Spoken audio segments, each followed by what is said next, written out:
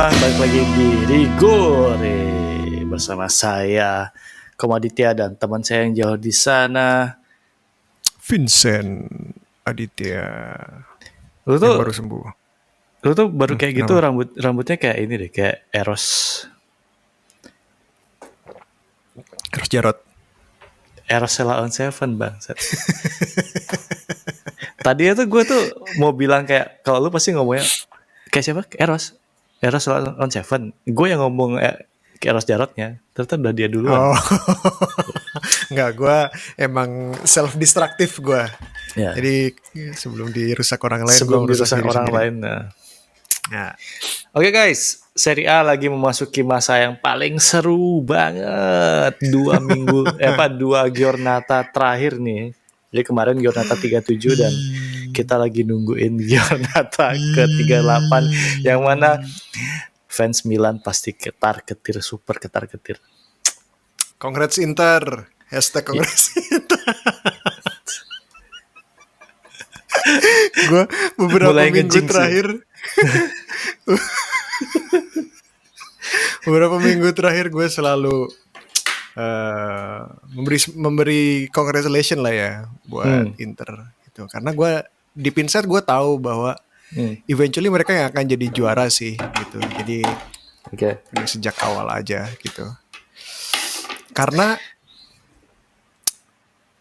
ngebayangin Lord Berardi FC itu nggak kuat jantung gue men gitu.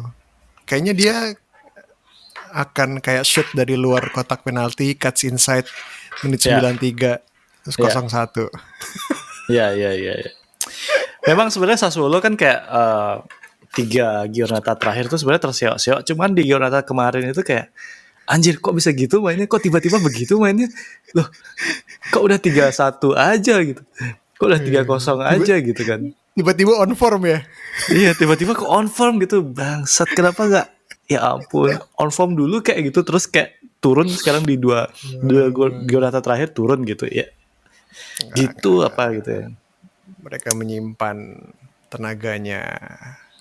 Nah, Berardi sebenarnya katanya fansnya Inter kan sebenarnya. Ya, siapa tahu nanti. Aja. Semoga nanti dia kayak, walaupun misalnya dia kayak fans Inter gitu, semoga nanti pas lagi lawan Milan tuh dia nggak kayak terbakar gitu semangatnya. Kita harus menggagalkan Milan menjadi Scudetto. Oke. Kontroversial. Golnya Leao sah atau enggak? Menurut lu sah atau enggak? Kalulu enggak sah. Itu sah. Foul. Harusnya foul ya. Ya, itu foul. That's a foul. Oke, fans Inter, lihat kita udah mengakui nih itu foul. Oke. Kalau gitu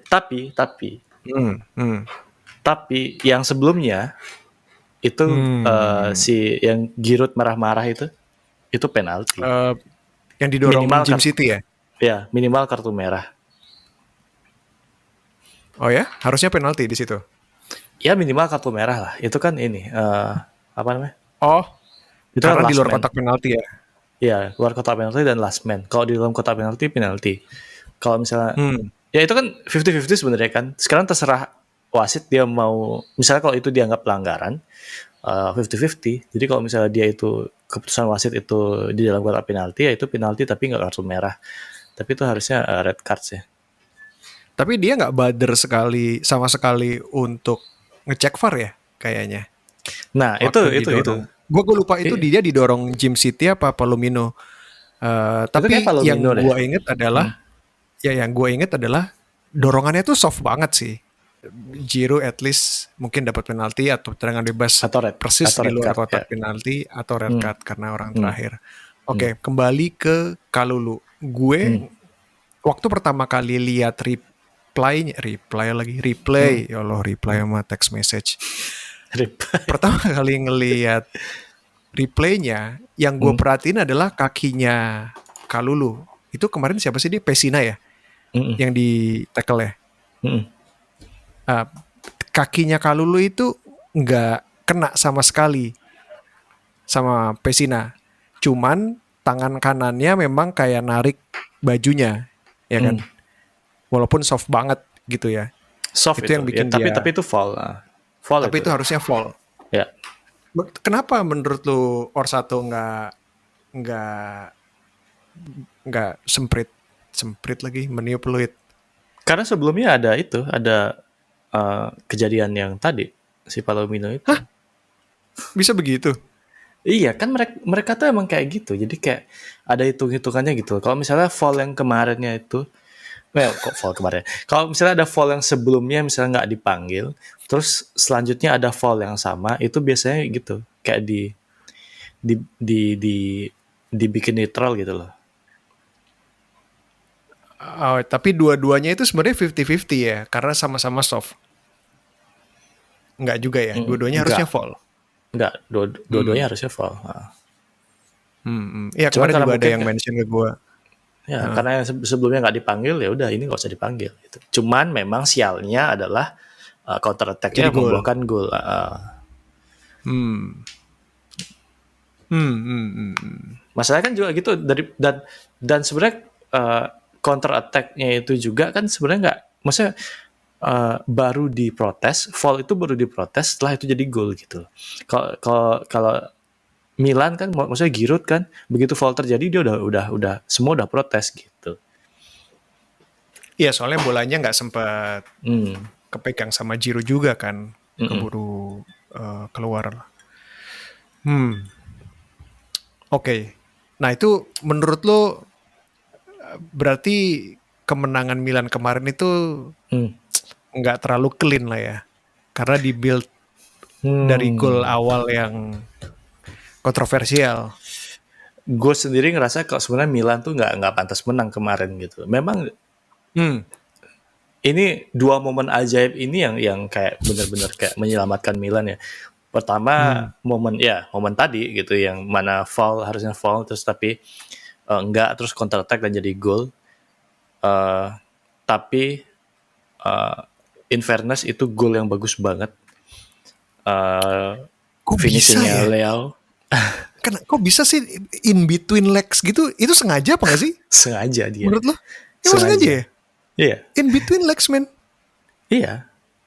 Emang biasa kayak gitu. Jadi kayak kayak misalnya kaki kaki kelihatan kayak nge-shot ke tiang dekat gitu, tapi Hah. bolanya dipelintir agak ke atas, jadi kaki itu kelihatan, jadi ya gitu lah. Jadi dari gerakan tubuh tuh kelihatan kayak dia akan nendang ke tiang dekat gitu, tapi efek Hmm. bolanya dibikin melintir.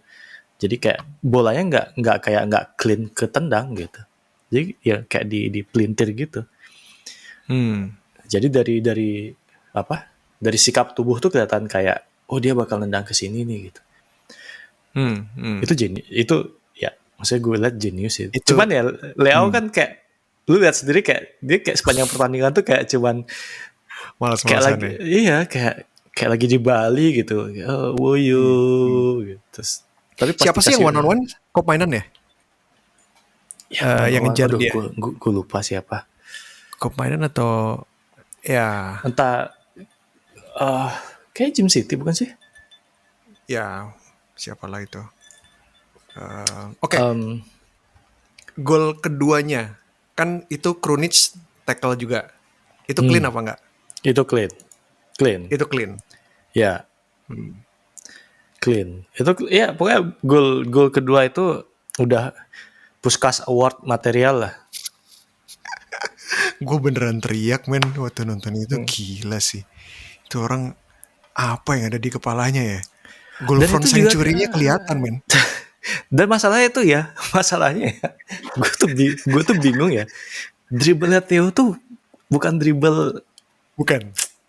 bukan dribble Bukan. dribblenya Ronaldo atau Messi Bukan. SQ gitu atau Iya, Maradona gitu yeah. kan, itu kan kayak dribblenya Zidane gitu kan, nggak, itu kan clean banget gitu ya. Dia tuh kayak dribble kayak Ya, ini bola lepas nih, enggak, ini ya. bola lepas nih, enggak, ini bakal lepas nih, enggak. Setiap dia turning tuh kayak wah ini pasti bakal lepas, tapi kok kok kok di Menurut gawang bolanya. menurut lo di posisi mana dia berpikir bahwa ya udah deh gue boblasin aja, gue tendang nih. Karena waktu sampai tengah lapangan itu kondisinya di posisi lapangannya Atalanta minimal ada 5 pemain Atalanta di situ kan. Lawan 2 ada Leao sama Rebic di situ. Udah menang jumlah ya kan. Di titik apa Theo berpikir kayak fuck it, I'll do it myself?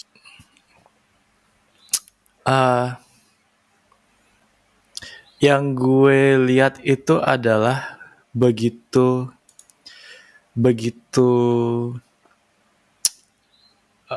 Leao sama Mesias nggak lari.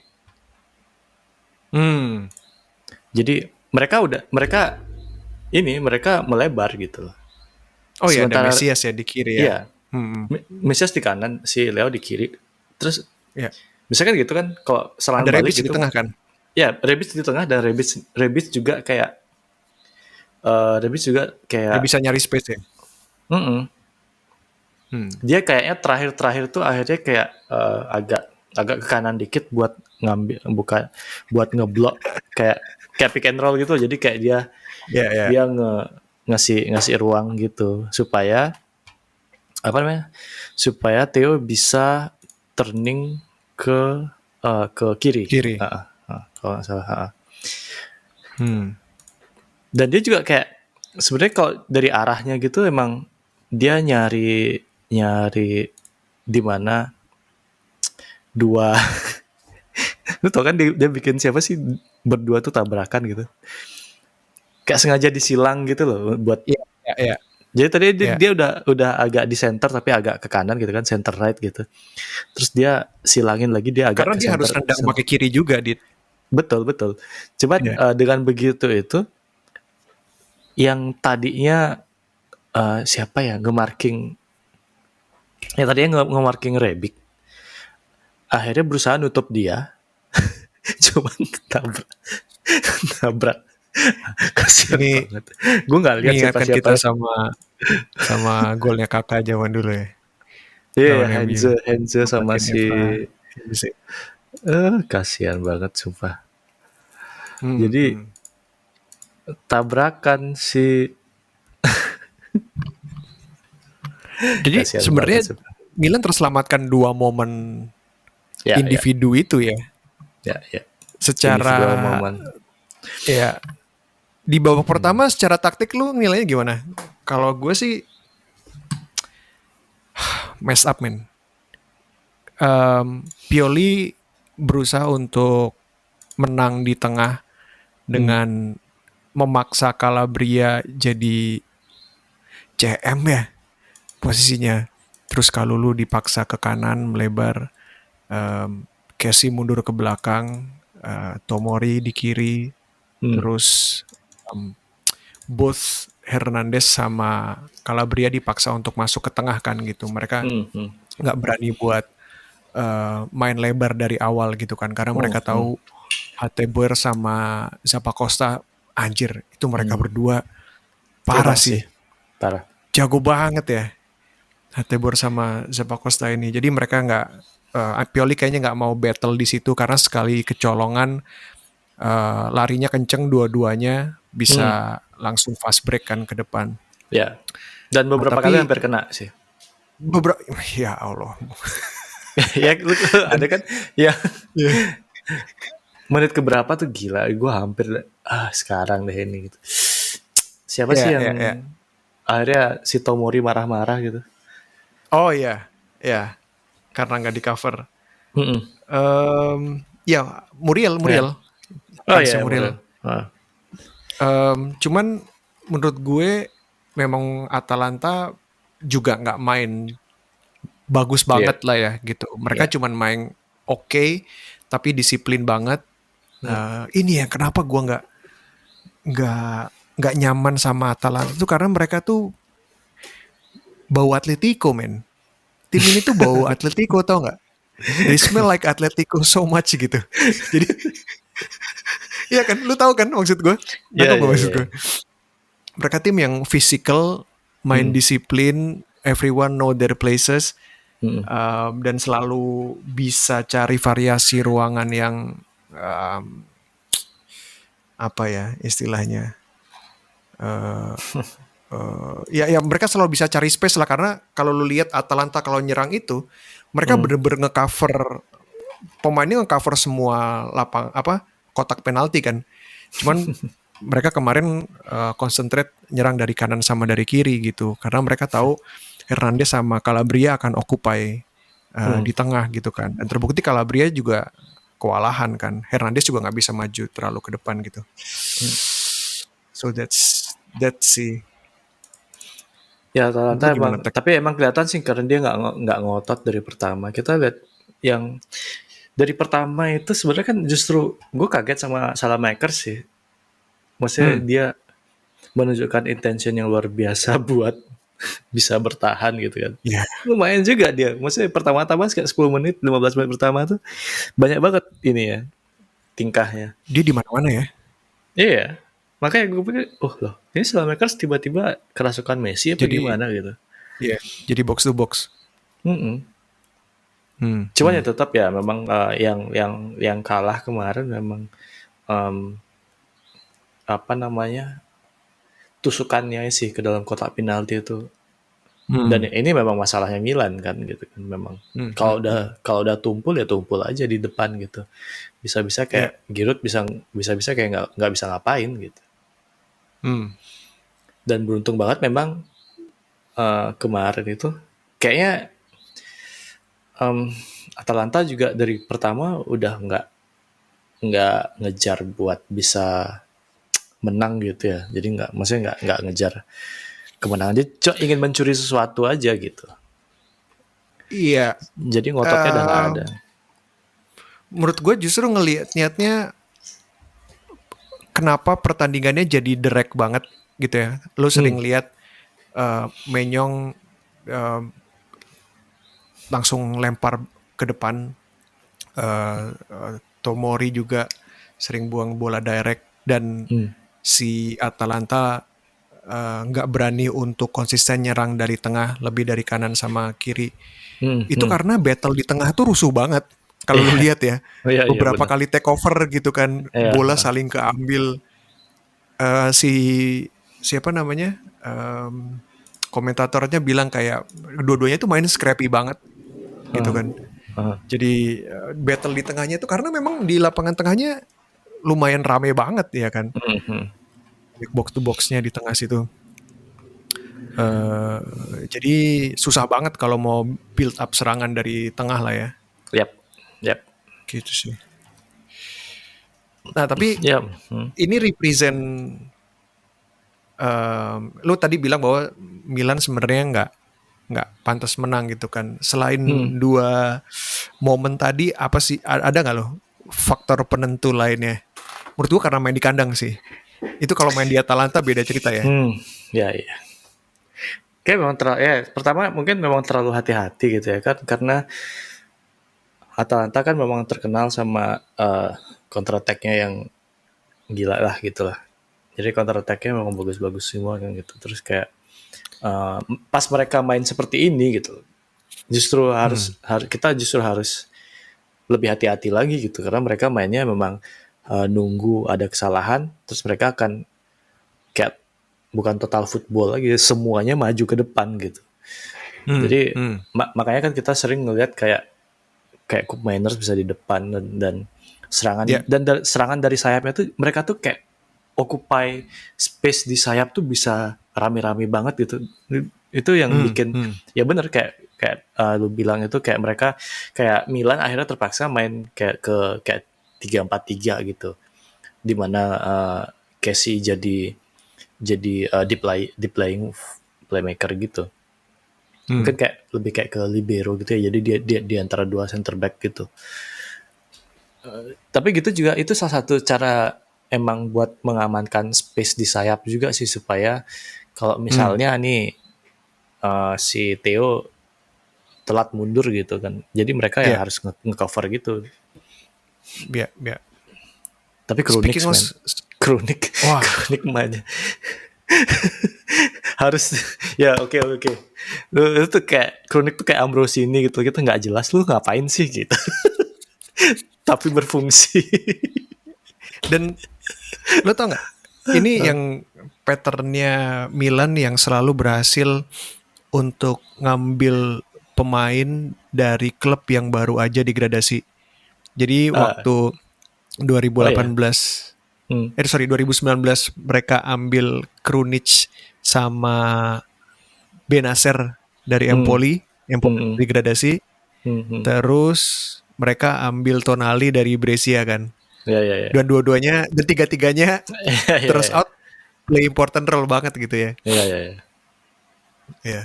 Oh ya, benar juga ya. Speaking of Casey, will you miss him? Hmm. Hmm. Kayaknya udah banyak yang Gua- memaafkan di kurva shoot juga. iya, tapi kan maksudnya gue tuh sebenarnya kayak Casey itu sebenarnya mungkin gue juga memikirkan hal yang sama dengan Mas Sarah, cuma kayak Hmm. Casey itu replaceable man gitu. Jadi ya Hmm. ya sebagus-bagusnya dia main, maksudnya picknya Casey pun itu sebenarnya Tonali can do sama lah gitu.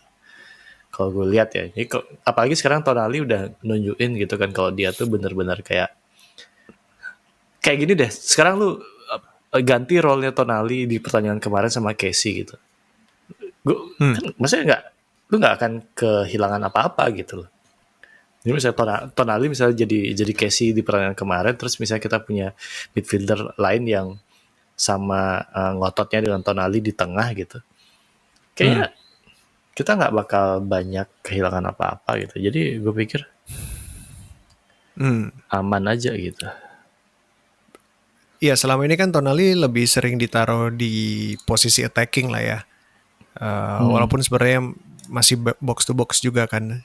Tapi kalaupun Tonali tetap ada di posisinya, siapa menurut lo yang bakal gantiin Casey? Renato Sanchez? Gue nggak tahu sih. Hmm, Lu tahu nggak natural positionnya dia di mana? Renato. Iya. Renato di CM kayak box to box. Oh. Iya, jadi kayak kalau misalnya punya rencana untuk mendatangkan Casey, gini, kok mendatangkan Casey, mendatangkan Mendatangkan Renato Sanchez. Renato Sanchez itu dia itu dia tuh kayak box to box dengan kemampuan menyerang yang lebih bagus daripada Tonali. Kalau gue lihat ya, jadi kayak beberapa kali yang waktu dia maksudnya kalau sebelum di Rennes itu juga di waktu masih di Bayern gitu tuh oke banget di CM kayak role-nya Goretzka gitulah. Jadi Goretzka role tuh jadi kayak dia tuh uh, 6 atau 8 gitu. Jadi dia nyerang, dia juga bertahan dengan baik gitu. Ya makanya gue bilang kalau misalnya kita punya 2 Tonali lah gitu di satu midfielder line. Maksudnya gini, kalau misalnya si Renato Sanchez misalnya main di Milan gitu, otomatis kan dia juga pengen nunjukin sesuatu gitu, dan dia dengan motivasi yang tepat gitu, gue pikir bakal sama bagusnya sih, atau mungkin lebih bagus daripada Kessie malah. Semoga. Gimana? Tapi Ya, ya. I see. Oke, ada yang mau dibahas lagi nggak Milan? Kayaknya udah 25 menit men, bahas Milan men. bahas Milan doang. Ini kan memang ini apa? Memang podcast Milan gimana sih? Apa? Di sisi lain,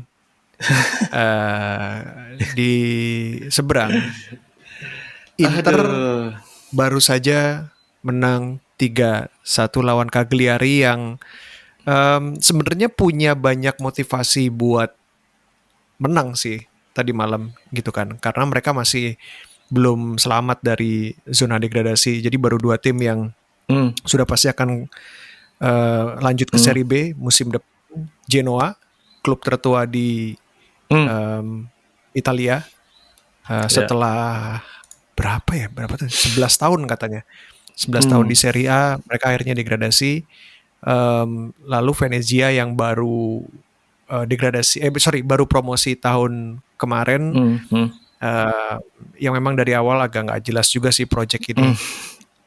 Datengin, mereka punya US owner, datengin banyak beberapa pemain dari US, tapi juga nggak jadi project yang solid lah gitu.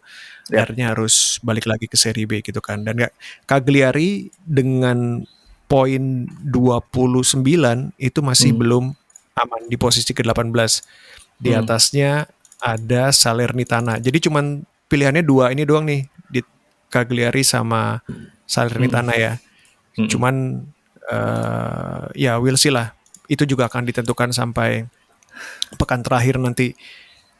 Sementara lawannya Inter minggu ini, Sampdoria udah pasti selamat dari zona degradasi gitu kan. Lautaro Martinez akhirnya untuk pertama kalinya mencetak bukan double digit ya, kepala 2 gol aja udah. Lebih dari 20, nembus 20 gol dalam satu musim. Iya. Kepala 2. Jadi untuk pertama kali dia nembus 20 gol tanpa Lukaku. Kenapa dia jadi banget? Kenapa dia on fire banget ya? Ya mungkin karena nggak ada Lukaku.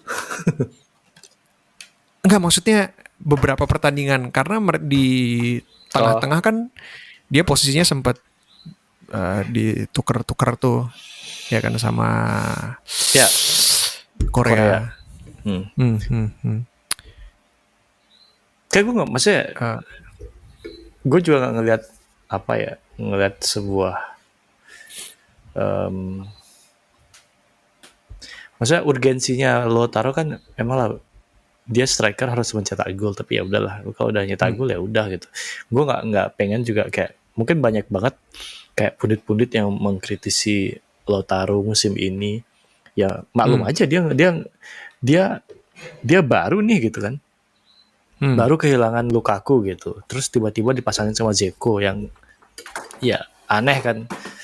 Terus baru kedatangan si Hakan, kayak mainnya beda lagi, pelatihnya beda lagi, terus nggak ada supplier, nggak ada Hakimi, nggak ada, terus dia juga gaya mainnya beda nih, nggak ada yang lari di belakangnya dia. Jadi Lukaku itu kan sebenarnya bukan target man ya, dia tuh kayak getting in behind striker dia gitu. Jadi kalau dia di Everton tuh kan dia terbaik lah. Lukaku tuh di Everton tuh kayak jadi kayak dia tukang makan true pass gitu. Kalau dapat true pass dia lari gitu, dan strikernya dan cetak gol gitu. Dan dia yang makan gol banyak di Inter sebenarnya kan gitu. Dan Lukaku tuh sebenarnya dia striker juga, tapi gayanya kan bukan dia target man-nya justru gitu. Walaupun dari segi ukuran kan kebalik gitu kan. Iya. Dan sekarang akhirnya dia kayak nemuin, sekarang dia dapat tanggung jawabnya, terus dia juga dapat formnya gitu. Karena sekarang dia udah tahu dia harus ngapain gitu. Musim lalu ketika masih ada Dzeko, sebenarnya dia performanya nggak jelek juga, dia cetak 17 gol gitu kan. Untuk ukuran striker yang second priority gitu ya. Bisa cetak 17 gol itu sesuatu yang menurut gue cukup baik gitu kan. Tapi mungkin bener kata lo tadi. Nah, muncul pertanyaan sekarang kayak gini, harusnya dia main di formasi 1 striker atau 2 striker atau 1,5 striker? 1,5 itu maksudnya dia sebagai second striker. Iya, maksudnya dari kayak kemarin sempat dia yang jadiin, maksudnya kalau dia jadi target man, tapi gitu, kalau dia jadi target man terus dia dipasangin sama Korea gitu, Inter kehilangan big man-nya gitu. Jadi nggak ada yang duel gitu kan, nggak ada yang jadi kayak crossing itu nggak dapet lah gitu. Sementara kalau dia sama Zeko kemarin kan gitu kan, mungkin dilemanya di situ ya. Dia sama Zeko terus dia jadi kayak second striker, susah juga gitu kan. Dia nggak dapat ruangnya karena dia kan otomatis dia harus kalau misalnya Zeko dapat bola dia harus cari ruang gitu supaya bisa dikasihin bola gitu kan. Makanya mungkin dia musim ini benar-benar adaptasinya tuh mungkin agak lama gitu kan. Baru di Giornata 30 ke atas dia ternyata baru dapat oh gini toh gitu Sanctuary-nya gitu. Tapi ya menurut gue masih wajar sih.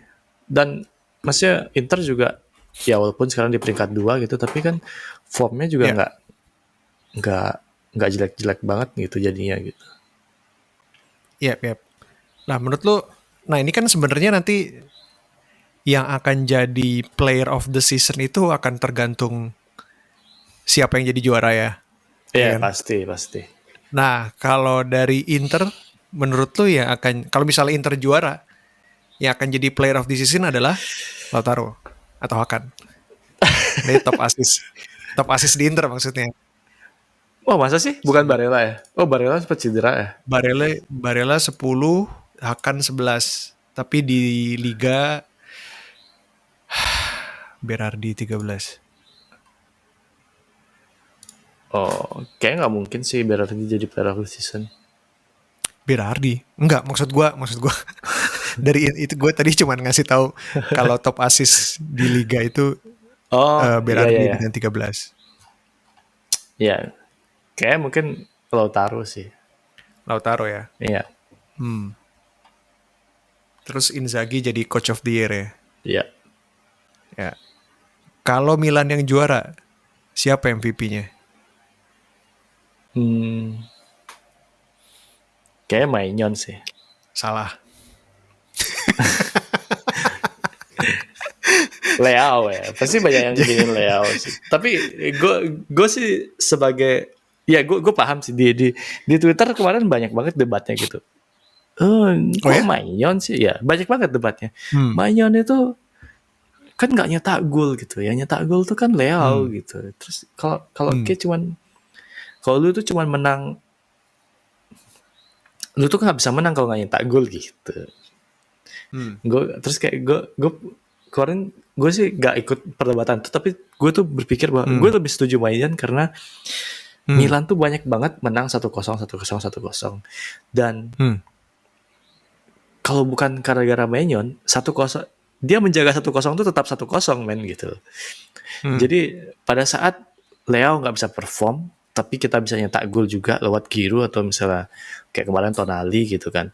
Ya walaupun itu juga dari asisnya Leao gitu. Tapi yang menjaga kita tetap menang itu ya Maignan gitu. Malah gue berpikir kayak Tomori bisa juga harusnya gitu. Tapi Ya, menurut gue argumen lu masuk akal, Dit. Karena ya, it could be anyone from defensive area. Ya, it could be anyone from defensive area. Karena kalau lu lihat angkanya musim ini, Milan itu jadi juara bukan karena mereka nyetak gol paling banyak. Karena itu adalah Inter 81 gol, terus disusul Napoli 71 gol, baru Milan 66 gol. Tapi mereka kalaupun jadi juara, mereka jadi juara karena mereka tim dengan defensif terbaik. Itu kan. Karena kebobolannya cuma 3-1, itu join bareng Napoli gitu ya. Dan kalau kita bisa simpulkan, sebenarnya bukan hanya karena Maignan, mereka cuma kebobolan 31 gol gitu kan. Karena duetnya Kalulu dan Tomori lumayan solid gitu kan. Jadi it could be anyone from those three lah ya gitu. Ya itu make sense sih.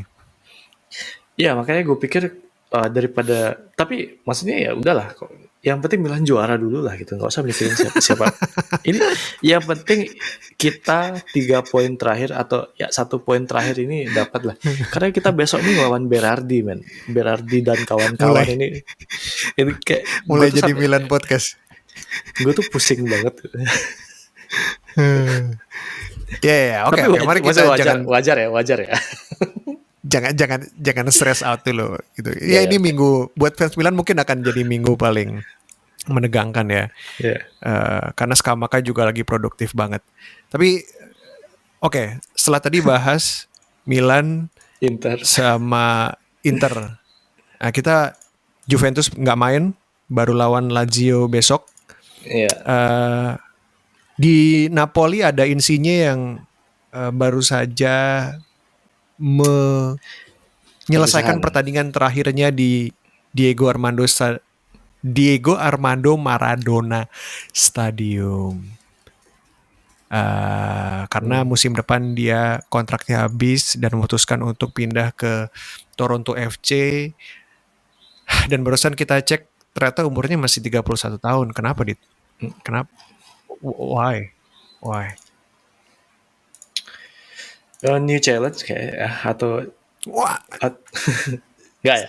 Ya udah cari duit aja kali. Kenapa sih? Maksudnya ini kan bukan. Jadi gini, maksudnya kayak kemarin gue dengar siapa ya?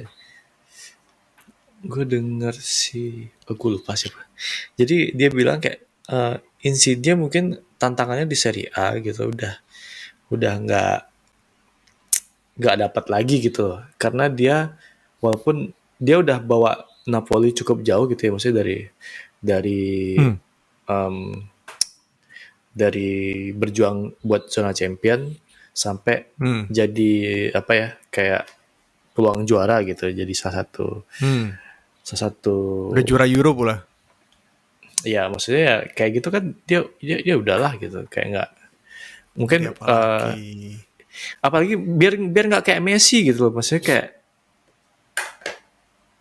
jadi dia biar Maksudnya? kayak nggak biar biar nggak kayak Messi gitu, jadi kayak the the rise and fall of uh, klubnya dia dia ini juga gitu, Oh, dia rasain juga ya, ya, gitu. ya. Ya, mumpung klubnya masih Iya, relatively berada di kondisi yang oke ya. iya. Hmm, Takutnya kan dia jadi irreplaceable gitu loh. Jadi kayak kalau misalnya seorang Insigne sampai jadi irreplaceable, nggak bisa tergantikan gitu kan, yang repot tuh nanti ya hmm, klubnya gitu.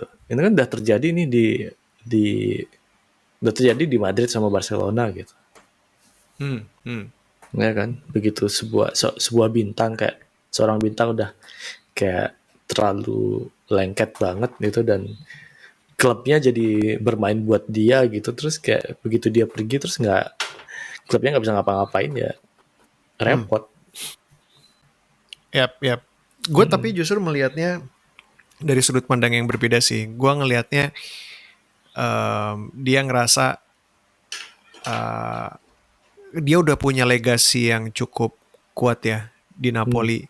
Dan dia ngerasanya kayak daripada dan lu ngelihat kan dalam beberapa tahun terakhir sebenarnya performance-nya dia juga relatively declining gitu kan. Kemarin aja dia Hmm. ngambil penalti.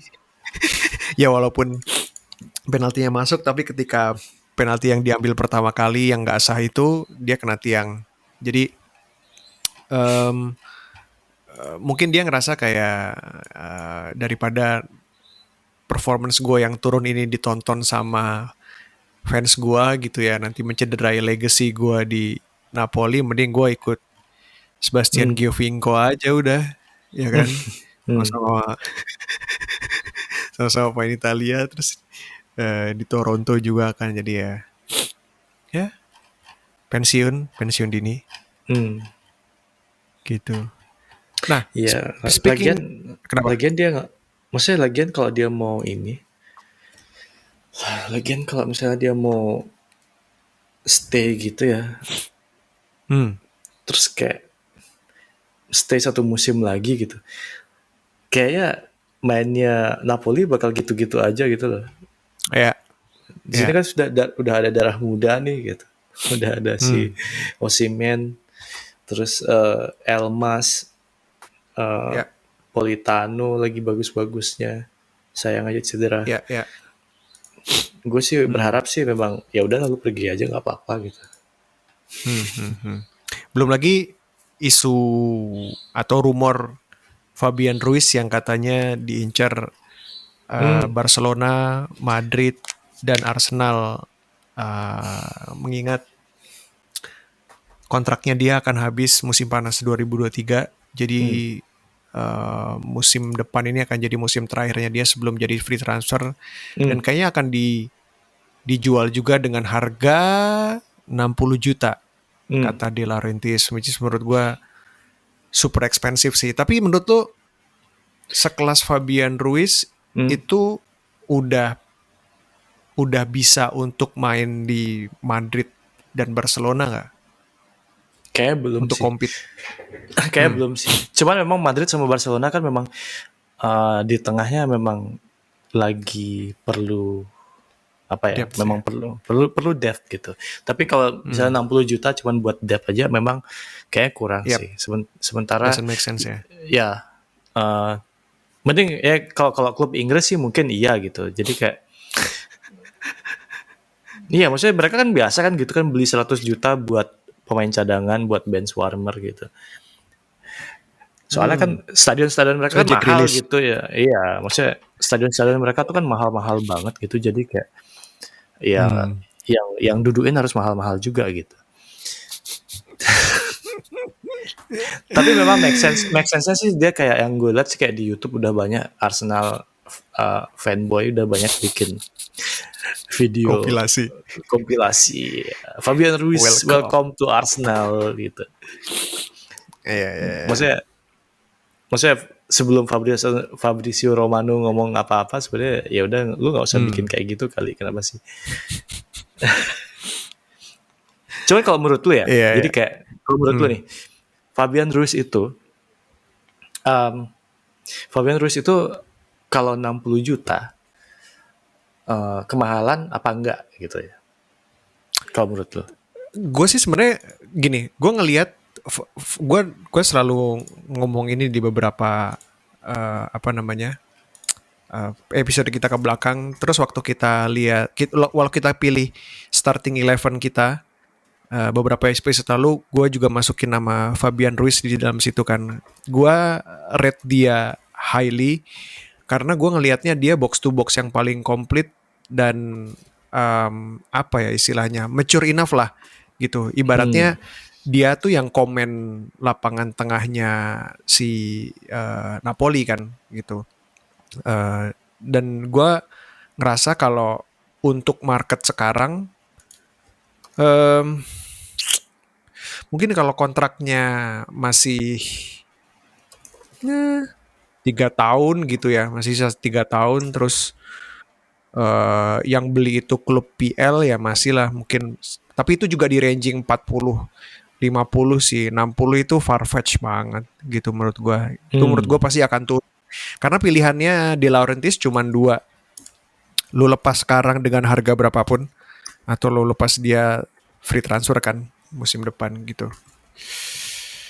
Jadi ya kayaknya sih mungkin somewhere around 30-40 jutaan lah Dit.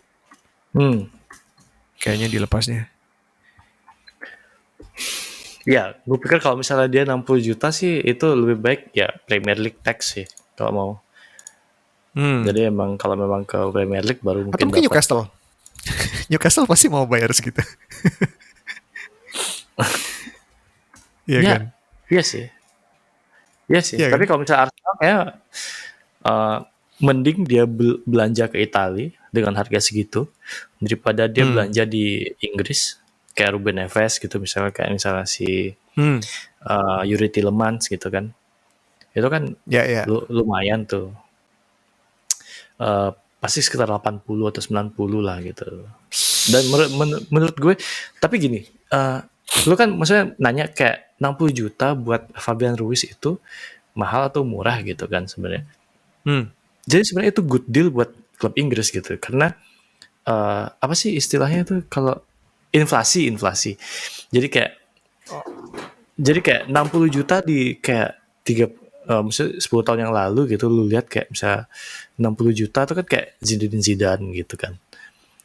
Tapi sekarang misalnya 60 juta lu dapatnya kayak ya Fabian Ruiz gitu. Yang mana itu sebenarnya juga good deal karena dia kontraknya habis musim depan gitu. Jadi menurut gue itu Good deal buat sebenarnya siapa nih? Tapi good deal buat si ini, good deal buat Napoli. Arsenal gitu. Oh ya? Iya, karena mereka tuh itu bukan duit gede buat Premier League klub Oh. gitu. Mereka udah biasa kayak misalnya kayak kemarin Jack Grealish aja gitu 90 juta gitu. Itu tuh murah buat mereka gitu. Karena winger kayak Grealish tuh ya nggak ada lagi di sana gitu kan. Kan ketersediaan kan nggak ada gitu. Sekarang kayak misalnya Jared Bowen misalnya nanti kayak gue nggak kaget kalau misalnya Jared Bagusan Bowen Jeremy Boga deh. nah makanya gitu kan.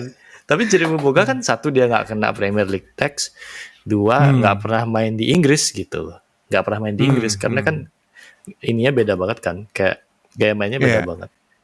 Kalau di FM mungkin work permitnya nggak Ya lolos tuh. nggak lolos kayak gitu kan. Udah dibayar lagi gitu. Nggak lolos work permit harus nunggu setahun gitu. Iya Understood.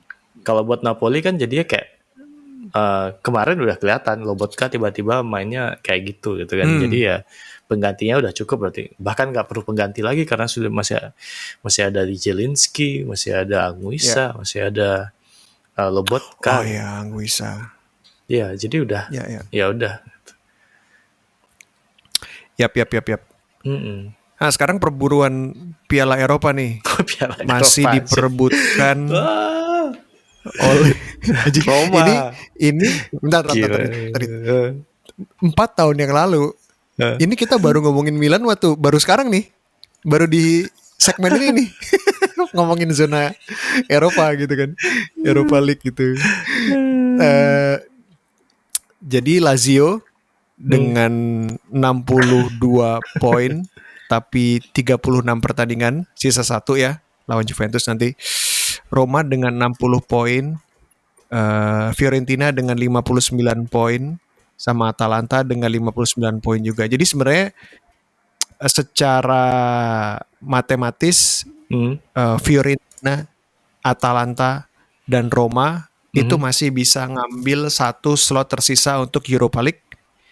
Terus 1 sisanya lagi untuk Europa Conference League yang kata Jose Mourinho adalah Champions League-nya Roma musim ini. Gitu. Ya, kayaknya Roma perlu diruat sih. Karena kalau lu lihat pertandingannya kemarin, anjrit, itu Pellegrini kayaknya crossbar challenge, man. Itu bukan pertandingan sepak bola, itu crossbar challenge. Nggak kehitung tuh berapa kali kena tiang. Shotnya 46 shot ya. 46 shot, on goalnya 16. Heran.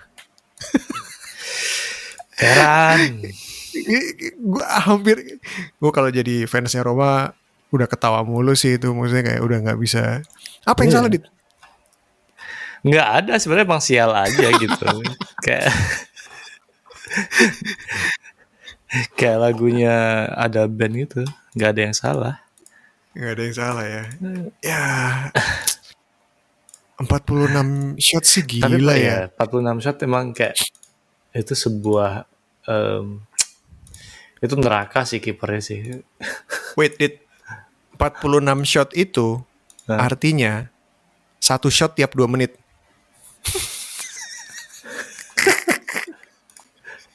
Jadi tiap 2 menit mereka nge-shot. Tapi itu memang karena apa namanya, kan mereka kebobolan duluan ya gitu. Ya. David Okereke adalah orang yang sama dengan ngegolin di pertemuan pertama Okereke juga. Di menit 1. Iya, itu pasti kayak itu otomatis sudah pasti jengah banget gitu ya. Udah pasti jengah banget, terus kayak tiba-tiba semua kemampuan dikerahkan lah gitu.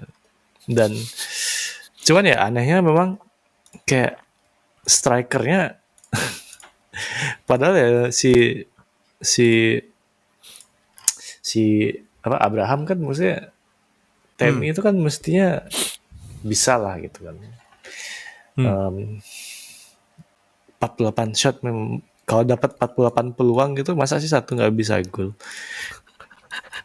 Tapi nyatanya Siapa sih yang golin jadi? Sumorodov ya? Ya, Sumorodov. Messi-nya apa nih? Messi-nya mana, dia dari mana? Dia dari mana sih? Itu lo bilang gue lupa. Iya, katanya Messi-nya sih dari ini sih. Ya itulah pokoknya. Cuman itu kelihatan banget ya, maksudnya gini. Sekarang sih Mourinho dia mau mengejar dia masuk final apa sih kemarin? Final Conference ya? Bukannya final Eropa conference. Ya? Bukan. Oh iya, maksudnya masa sih tadinya dia kan sudah di zona Eropa gitu kan? Hah? Oh iya. Iya kan? Dia tuh tadinya kan ini rank 5 kan? Maksudnya peringkat kelima gitu. Dan peringkat kelima tuh Eropa zone yang sangat. Dia emang di conference musim lalu maksudnya? Enggak. Maksudnya Giornata kemarin kan dia. Maksudnya kemarin itu mereka kan konsisten di peringkat 5 gitu ya sebelum Lazio bisa tiba-tiba naik gitu kan. Nyalip. Iya, padahal maksudnya dengan kayak gitu bahkan kita kemarin kan berpikir bahwa Roma bisa aja masuk ke zona champion kalau Juve kalah terus kan gitu. Kira-kira kemarin sempat mikir kayak gitu kan. Tapi kayak ternyata enggak juga gitu. Mereka sulit terus ternyata gitu. Ya ampun. Ini masalah mental sih. Men, ini waktu kita lagi rekaman ini ternyata lagi ongoing nih. Sampdoria lawan Fiorentina. Kalau lu lihat ini masih menit ke-44 dan Sampdoria udah unggul 2-0 lawan Fiorentina.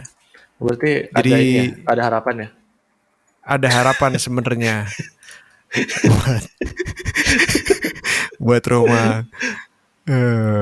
Enggak, gue bahkan berpikir ada harapan buat Milan sebenarnya. Sampdoria tiba-tiba. Masih egois, Bung. Maaf ya guys, kita sebagai sama Milanisti harus memikirkan tim kita. Maaf kalau kami egois. As it stands, kalau Fiorentina masih tetap kalah sampai 90 menit, maka Roma masih bisa di posisi ke-6 dengan catatan pertandingan selanjutnya lawan siapa nih pertandingan selanjutnya? Roma lawan Torino. Lawan Torino. Kenapa? Lawan Torino ya. Gila, Torino. Gawat juga sih. Nah, apalagi kayaknya udah ya? Kayaknya udah segitu aja. Apalagi ya? Nggak ada. Relegation udah. Oh iya, Spinazzola comeback kemarin. Spinazzola akhirnya selamat datang kembali. Kami sangat mengapresiasi Anda. Ya, juara Eropa akhirnya Anda bisa bermain lagi. Yap. Semoga bisa bertahan kembali ke performance awal. Karena ACL itu emang killer sih. Ya kan? Iya sih. Ya kalau tapi kan maksudnya dengan dia balik terus dia lawan Valencia terus malah 1-1 tuh sebuah comeback yang kasihan banget sih gitu. Semoga di Giornata terakhir besok dia bisa perform lebih bagus lagi. Yes. Apalagi? Ya, makasih banyak teman-teman yang udah dengerin kita cuap-cuap ya podcast Serie A tapi tentang Milan. Mohon maaf banget. Kemarin kita tidak ada podcast di minggu lalu karena si Vincent ini istirahat. Cedera. ACL dia kena ACL. Infeksi saluran pencernaan. Mindset mulu dia hari. Ya, kita rencananya ini ada di apa namanya? Di YouTube kita sendiri. Udah beres belum sih? kemarin kita nyoba nggak bisa, belum bisa. Oh, belum bisa. Ini kayaknya gini deh. Maksudnya kayak nanti rigornya kayak mungkin di musim depan baru ini sendiri ya, deh. Sekalian aja deh. Ya, sekalian aja deh. Mungkin kita di musim depan Nanggung. baru kita pindah. Nanggung banget lagi dua podcast lagi. Jadi makasih banyak teman-teman yang udah banyak kasih masukan ke kita selama di Twitter juga, di YouTube juga. Teman-teman kalau misalnya ada yang mau ikutan bareng kita ngobrol-ngobrol tentang DM aja. Serie A, DM aja, DM saya atau DM Vincent. Nanti kita pasti kita atur lah. Pasti kita ajak. Nggak mungkin nggak kita ajak. Oke. Karena kita butuh teman. Kita kesepian, guys. Kita kesepian. Kesepian bersama-sama nih, bahkan kesepiannya tuh antar provinsi gitu, antar pulau gitu. Ya udah guys, makasih banyak udah menyimak Grigore. See you in next video. Bye.